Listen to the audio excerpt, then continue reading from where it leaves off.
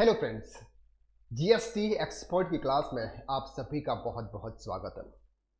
हम सर इस कोर्स के अंदर सेक्शन वाइज जीएसटी को कवर करने वाले हैं। आज हम बात करने वाले हैं फर्स्ट लेक्चर के अंदर सेक्शन नंबर 1 और सेक्शन नंबर 2 के कुछ कंसेप्ट को सेक्शन वाइज हम कवर करने वाले हैं, इसलिए बात कर रहे हैं सबसे पहले section 1 of GST act 2017। Section 1 कहता है short title extent and commitment. This act may be called to central government goods service tax act 2017। ये जो सीजीएसटी एक्ट 2017 है, ये सेक्शन 1 के थ्रू उसकी जो भाषा लैंग्वेज है उसके हिसाब से ये बोलते हैं कि सर ये called central goods and service tax. It extend to whole in India. Sir ये पूरे इंडिया के अंदर एप्लीकेबल है। It shall come into force on such days that the central government may be notification official gazette and appoints. यानी कि sir ये act 1 जुलाई 2017 को launch हुआ था, जो ऑफिशियल गैजेट के आधार पर। तो ये था section 1 short title extent and commitment. अब बात करने वाले हैं sir section 2। Section 2 of CGST act 2017 कहता है सर डेफिनेशन। अब सर आपके जीएसटी के अंदर बहुत सारे अलग अलग ऐसे वर्ड्स दे रखे हैं जिसकी डेफिनेशन आपको वहां पे दे रखी है। जब आपके पास में कोई नोटिस आता है या फिर अगर गवर्नमेंट कोई भी अनाउंसमेंट करती है, कोई चेंजेस लेके आती है, तो गवर्नमेंट को सर्कुलर इशू करती है, वहां पर कुछ ऐसे वर्ड्स यूज करती है जिसका हमें कोई मतलब समझ में नहीं आता। तो हम पहले समझेंगे कि सर एवरी वर्ड के मतलब यानी कि क्या होते हैं। तो सबसे पहला सर डेफिनेशन में सबसे पहला आता है सर एक्शनेबल क्लेम। अगर आप जीएसटी सेक्शन 2 सबसेक्शन 1 के अंदर बात करता है sir actionable claims. Actionable claims क्या होता है? What is an actionable claim under GST? आपने वर्ड्स तो जरूर सुना होगा लेकिन इसका मतलब नहीं मालूम है। तो आज हम इस क्लास के अंदर डिटेल में कवर करते हैं सर एक्शनेबल क्लेम का मतलब क्या होता है। चलिए, it is the concept of GST. The actionable claim refers to claim to any debt, whether secured or unsecured, excluding lottery, betting and gambling. GST treat actionable claims differently than goods and service tax with significant business of implication. अब sir बात करते हैं actionable claim. Claim का मतलब होता है कि हम अगर हम किसी पार्टी से पैसे मांग रहे हैं, उसके ऊपर हम एक्शन ले सकते हैं। जैसे फॉर एग्जांपल हम ए से फॉर एग्जांपल 1 लाख रुपीज मांग रहे थे, हमने उनको 1 लाख रुपीज दिए थे। अब से ये पार्टी हमको पैसा नहीं पे कर रही है, तो हम कुछ एक्शन ले सकते हैं उनके अगेंस्ट में। उनके जो पैसा हम 1 लाख रुपीज हम जो मांग रहे हैं उसके अगेंस्ट में एक्शन ले सकते हैं। That's called actionable claims.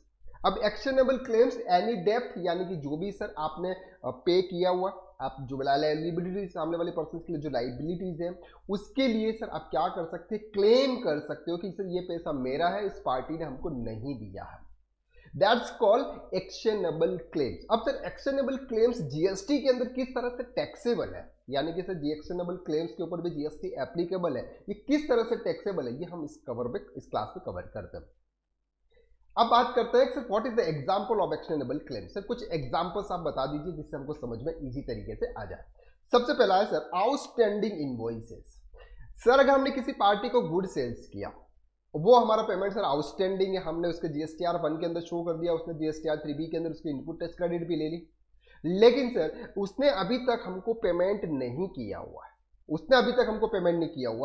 Considered a scenario where a business has provided goods or service to a customer but has not yet received payment, the unpaid invoice represent actionable claims for the supplier subject to GST. अब sir हम उसके through अगर उसके ऊपर claim करते हैं कि sir ये जो पैसा है, ये पैसा पार्टी हमको पेमेंट पे नहीं कर रही है, इसके ऊपर क्लेम करते हैं, जब ये क्लेम पास हो जाता है इसके ऊपर भी जीएसटी लेवी होता है। बैंक लोन, सर बैंक हमको लोन देती है। अब सर ये लोन अगर हम रीपे नहीं करते हैं तो बैंक अपन को एक्शन लगाती है, और एक्शन के आधार पर सर बैंक हमसे क्या करती है, चार्ज करती है। When a bank lends money to borrower it creates actionable claims in the form of डेब्ट, इंटरेस्ट चार्जेस और इस डेब्ट is also subject to GST. और सर इस डेब्ट के ऊपर जो भी इंटरेस्ट चार्ज किया जाता है इसके ऊपर भी जीएसटी एप्लीकेबल होता है। Life insurance policy, a life insurance policy is actionable claims in the reform of insurance upon the policy holder death on other close insure the beneficiary of sum of money. तो life insurance policy में for example किसी person के नाम पे policy थी और वो उस पर्सन की डेथ हो चुकी है। अब सर उसको जो लीगल हायर्स हैं वो पैसे सर उनको मिलने वाले हैं, लेकिन किसी रीजन की वजह से अगर एलआईसी पे नहीं करती है, लाइफ इंश्योरेंस अगर पे नहीं करता है, तो उसके ऊपर एक्शन ले सकते हैं, एक्शनेबल क्लेम्स एप्लीकेबल हो सकता है। प्रोमाइसरी नोट प्रोमाइसरी नोट है under the transfer of property act actionable claim as is sure to pay the sum of money. तो ये कुछ एग्जांपल्स थे सर एक्शनेबल क्लेम्स के। अब बात करते हैं sir type of actionable claims. कितने टाइप के एक्शनेबल क्लेम्स होते हैं? तो यहाँ पर 2 टाइप के हैं। सबसे पहला सर आता है secured actionable claims. Secured actionable claims के अंदर कुछ एग्जांपल्स है। सबसे पहले आता है सर मॉर्गेज। अगर हम कोई मॉर्गेज लोन लेते हैं, मॉर्गेज लोन का मतलब होता है कि हम कोई प्रॉपर्टी या फिर कुछ भी एज ए सिक्योरिटी देकर हम किसी से लोन लेते हैं, या बैंक से या किसी भी फाइनेंशियल इंस्टीट्यूशन से अगर हम लोन लेते हैं, दैट्स कॉल्ड मॉर्गेज लोन। तो मॉर्गेज लोन अगर हम पे नहीं करते हैं तो बैंक क्या करती है sir, property the lender commonly bank is secure actionable claim against your property. If you can not pay, lender can liquidate your property by selling it to recover the outstanding debt. आपकी property क्या करेगी sir, cell कर देगी, उससे जो कुछ भी recover होगा वो उससे लोन से पे करेगी। ऑटो लोन्स, अगर आप कोई भी ऑटो के लिए लोन्स लेते हैं। सिक्योर्ड बिजनेस लोन, अगर आप कोई भी सिक्योर्ड बिजनेस लोन लेते हैं तो वो अगर आप लोन पे नहीं करते हैं तो एक्शनेबल क्लेम्स करती है बैंक आप पे, और आपकी जो भी एसेट्स होती है उस एसेट्स को सेल्स करके उससे जो है रिकवर करती है। सेकंड पॉइंट आता है सर अनसिक्योर्ड एक्शनेबल क्लेम्स, यानी कि सर यहाँ पर अनसिक्योरिटी है, आपने कोई भी सिक्योरिटी प्रोवाइड नहीं की हुई है, दैट्स कॉल्ड अनएक्शनेबल क्लेम्स। सबसे पहले आता है सर क्रेडिट कार्ड डेब्ट। हम सर क्रेडिट कार्ड यूज करते हैं, क्रेडिट कार्ड के ऊपर कोई भी सिक्योरिटीज नहीं होती है। अगर हम क्रेडिट कार्ड का पेमेंट अगर पे नहीं करते हैं तो पेमेंट बैंक हमको एक्शनेबल क्लेम कर सकती है। Your credit card is big example to unsecured actionable claims without collateral. Based on your credit score, the credit card company offers you credit money. However, having nothing size, if you fail to pay this bills, your credit worth is effectively only.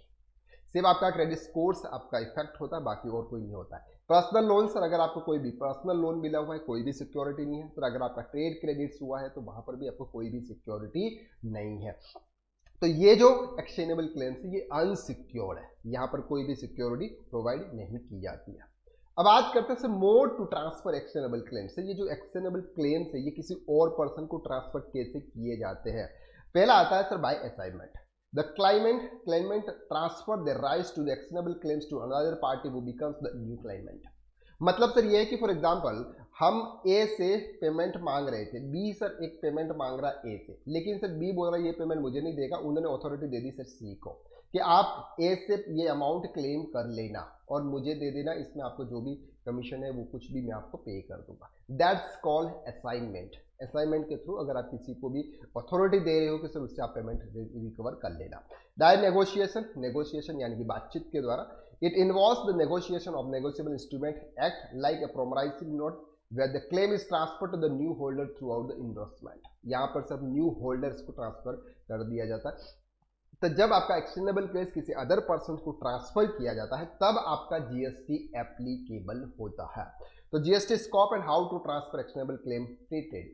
अब यहाँ पर बात कर रहे हैं sir actionable claim are considered goods. Sir actionable claim is like a goods under the CGST act but have some special rules. Sir इसके related आपके कुछ स्पेशल रूल्स है। They are only taxed when transferred। Sir actionable claims अगर आपका कोई डेप्ट है तो उसके ऊपर आपको कोई भी जीएसटी पे नहीं करना। आपको जीएसटी पे तब करना जब आपका एक्शनेबल क्लेम्स किसी और को आप ट्रांसफर कर रहे हो, किसी और को ट्रांसफर कर रहे हो। सोल्ड और given away for a price. This means that GST is not charges on debt itself but only the supply of the rights to recover the debt। आप किसी और को सप्लाई कर रहे हो रिकवर करने के लिए। अभी हमने बताया था कि अगर आपको बी सी को अथॉरिटी दे रहे हो कि उस पर्सन से आप पेमेंट रिकवर कर लेना, तो ऐसे कंडीशन में जब आप एक्शनेबल क्लेम्स किसी और को ट्रांसफर कर रहे हो, किसी और को अगर आप दे रहे हो तो उस समय आपका जीएसटी चार्ज होता है। This is because actionable claims are neither a supply of goods or nor service schedule 3 of CGST Act। Sir actionable claims न तो goods है न तो सप्लाई है आपका और न ही आपका कोई सर्विस है, गुड्स और सर्विस है शेड्यूल 3 के हिसाब से। Okay, GST is levied only the supply of actionable claims when they are likely supply or not to the debt itself। जब आपका ये सप्लाई होता है किसी और पर्सन को आप ट्रांसफर करते हो तो the tax liability arises when the claims is again sold or disposed for consideration। तो आपका जीएसटी आपका कब अप्लाई होता है? यानी कि जीएसटी कब चार्ज किया जाता है एक्शनेबल क्लेम्स के अंदर? एक्शनेबल क्लेम्स के अंदर जीएसटी तब चार्ज किया जाता है जब आप किसी को एक्शनेबल क्लेम्स का राइट किसी और को आप ट्रांसफर करते हो। ट्रांसफर करने के दो तरीके थे, एक होता था इंस्ट्रूमेंट के द्वारा, एक होता था बाय नेगोशिएशन के द्वारा, असाइनमेंट के द्वारा, और एक होता था सर आपका नेगोशिएशन के द्वारा। आई होप कि जीएसटी के फर्स्ट लेक्चर्स में यानी कि पहली क्लास में हमने समझा सर एक्शनेबल क्लेम्स क्या होता है, जीएसटी इसके ऊपर किस तरह से लेविड होता है। इसके नेक्स्ट क्लासेस में हम और आगे सेक्शन कवर करने वाले हैं। अगर आप हमसे जुड़ना चाहते हैं फ्री ऑफ कॉस्ट में, आप ये कोर्स अगर आप ज्वाइन करना चाहते हैं तो उसकी आप हमारे व्हाट्सएप ग्रुप से आप ज्वाइन कर सकते हैं। व्हाट्सएप ग्रुप की लिंक आप डिस्क्रिप्शन के अंदर दे रखी है, वहां से आप हमसे कॉन्टेक्ट कर सकते हैं। आई होप कि आपको इस लेक्चर्स के अंदर जो कुछ भी कवर करा हुआ है वो आपको अच्छी तरह से समझ में आया। अगर आपके कोई भी डाउट्स है तो आप वो डाउट्स हमारे ग्रुप के अंदर शेयर कर सकते हैं या फिर कमेंट करके आप जरूर बता सकते हैं। तो आज के लिए बस इतना, नेक्स्ट क्लासेस में हम फिर मुलाकात करते हैं, तब तक के लिए thank you so much, have a nice day. अगर आप हमारे इस चैनल पर नए हैं तो इस चैनल को, अगर आपको लगता है कि इस चैनल से हमको कुछ सीखने को मिल रहा है और यह चैनल हमारे लिए बेनिफिशियल है तो आप इस चैनल को सब्सक्राइब कर लीजिएगा। अगर ये वीडियो आपको अच्छा लगा तो भी आप इसको लाइक कर दीजिएगा, और शेयर अगर आपको करने की इच्छा है तो आप कर सकते हैं। Otherwise thank you so much, bye bye.